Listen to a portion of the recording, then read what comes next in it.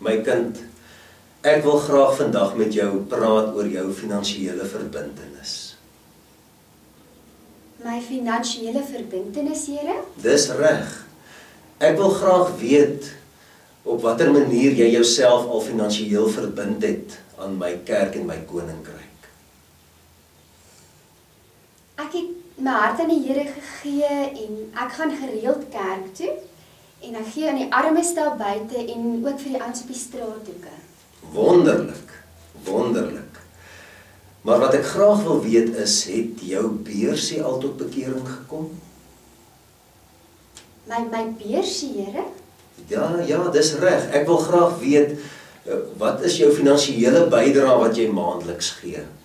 En op watter manier dra jy by tot my kerk en my koninkryk? En veral in die gemeente waar jy dien en waar jy bedien word. Ja, Here, ek het 'n maandelikse debietorder geteken. Wonderlik. Ek wil graag weet vir hoeveel? Here, maak dit saak vir hoeveel? Die bedrag maak nie soveel saak as die feit dat dit 'n offer moet wees wat jy bring nie. En dat dit geld moet wees wat jy prys gee en wat jy andersins gaan mis nie. Daarom wil ek graag weet vir hoeveel?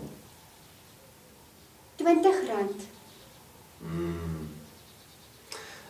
Ek wou sê ek het nog nie regtig agtergekom dat dit veel van 'n verskil in my koninkryk maak nie.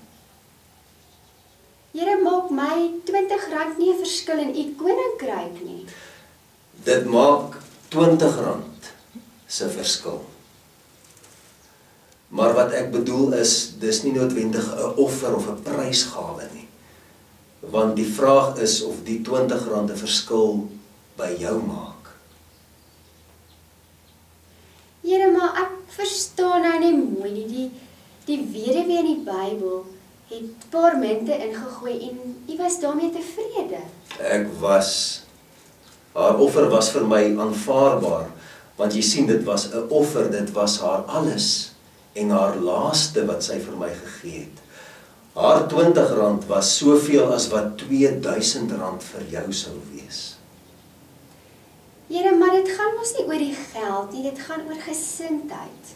Presies, so wat sê jou R20 van jou gesindheid? Here, maar is nie dankbaar vir my R20 nie? My kind, die vraag